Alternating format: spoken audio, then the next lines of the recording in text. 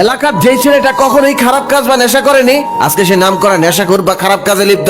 যে ছেলেটা কখনোই নিকোটিনের দোয়া সহ্যই করতে পারতো না, সেই ছেলেটার কাছে আজ নিকোটিন তার নিত্যদিনের সঙ্গী। নিকোটিন ছাড়া এখন সে চলতেই পারে না। সে এখন প্রতি রাতেই ছাদের এক কোনায় বা ব্যালকনিতে বসে নিকোটিনের আগুনে নিজেকে পোড়ায়। যে ছেলেটি কলেজ, কোচিং কিংবা বন্ধুদের আড্ডায় সবাইকে হাসিয়ে মাথিয়ে রাখতো, সে এখন চুপ থাকে, এখন আর আগের মতো কথা বলে না। যে ছেলেটা অন্ধকার আর কালো জিনিসকে সব থেকে বেশি অপছন্দ করতো, আজকে সে সবাই গেলে সবার আগে কালো কালারটাই পছন্দ করে, আর প্রায় সময়ই তাকে অন্ধকারের মধ্যে বসে থাকতে দেখা যায়। এছাড়াও আমাদের আশেপাশে আরো অনেক ঘটনা ঘটে, কারোটা প্রকাশ পায় আবার কারোটা প্রকাশই পায় না। সমাজের ছোট বড় প্রত্যেকেই ভাবে হয়তো খারাপের সংস্পর্শে গেলে একটা মানুষ খারাপ হয়ে যায়। এভাবে আমাদের আশেপাশে ঘটে যাওয়া কর্মকাণ্ডগুলোর প্রতিক্রিয়া আমরা এভাবেই জানাই। সাধারণত প্রতিক্রিয়াগুলো এরকম হয়: ছেলেটা আগে ভালো ছিল কিন্তু এখন রোজ সিগারেট খায়, ছেলেটা নষ্ট হয়ে গেছে, মারপিট আর নেশায় আসক্ত হয়ে গেছে। এই ছেলেটা ছোট থেকে আমাদেরকে কত সম্মান করতো, কিন্তু এখন সামনেই সিগারেট ধরায়, এই ছেলেটাও নষ্ট হয়ে যাবে, আমরা কখনো কল্পনা করতে পারিনি, ইত্যাদি ইত্যাদি। আমরা তখন ভেবে থাকি এসব ছেলেগুলো নষ্ট হয়ে যাওয়া বা বিগড়ে যাওয়ার পিছনে খারাপ সঙ্গই দায়ী,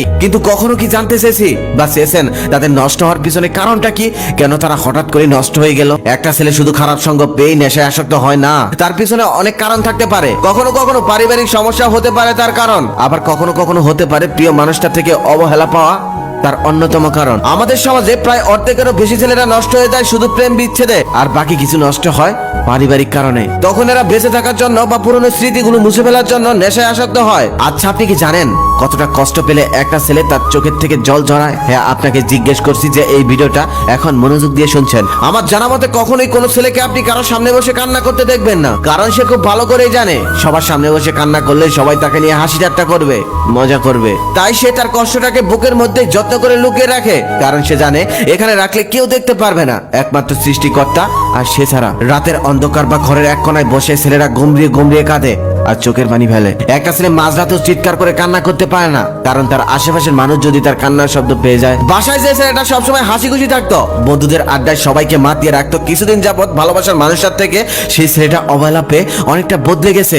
এখন আর আগের মতো বন্ধুদের সাথে আড্ডাও দেয় না, সব সময় একা একা থাকতে চায়, কারোর সাথে মিশতে চায় না, কারণ সে জানে বন্ধুদের সাথে আড্ডা দিতে হলে তাকে হাসি খুশি থাকতে হবে। যদিও ক্ষেত্র বিশেষ তাকে চলতে হয়, তখন মিথ্যে অভিনয় করে সারাটা জীবন কাটাতে হয়। যখন একটা ছেলের জীবনে কোনো মেয়ে আসে, তখন ছেলেটা তাকে নিয়ে জীবনটা রঙিন করতে চায়, কিন্তু হঠাৎ করে তার রঙিন জীবনটা আধারে পরিণত করে মেয়েটা অন্য কারো হাত ধরে চলে যায়। তখন শুধু ছেলেটা মনে মনে ভাবে, এটা কি সেই মানুষটা, যে মানুষটা আমাকে এত স্বপ্ন দেখালো, যে মানুষটা আমাকে ভালোবাসা শিখালো? আপনি যদি একটা ছেলের কাছের বা ভালোবাসার মানুষ হয়ে তাকে কষ্ট দিতে চান, তাহলে তাকে কোনো ভরা জনসম্মুখে এনে একটা চর মারুন, গালাগালি করুন, অপমান করুন, দেখবেন সে নীরবে সেখান থেকে চলে যাবে, কোনো প্রতিবাদ করবে না, কান্নাও করবে না। কিন্তু তাকে সামান্য পরিমাণ অবহেলা করুন, কথা বলা কমিয়ে দিন, খোঁজ খবর কিছুদিনের জন্য নেওয়া বন্ধ করে দিন, দেখবেন সে শুকিয়ে গেছে, কারণ সে সারা রাত নির্ঘুম কাটাবে, ঠিক মতো খাওয়া দাওয়া করবে না। ছেলেরা অনেক কিছুই সহ্য করতে পারে, কিন্তু কাছের মানুষের দেওয়া কষ্ট সহ্য করতে পারে না। বিকেল বেলা ছাদে বসে নীল আকাশ দেখা ছেলেটাও একটা সময় মাঝরাতে একা একা আকাশের তারা গুনতে থাকে, আর নিজের বুকটা একের পর এক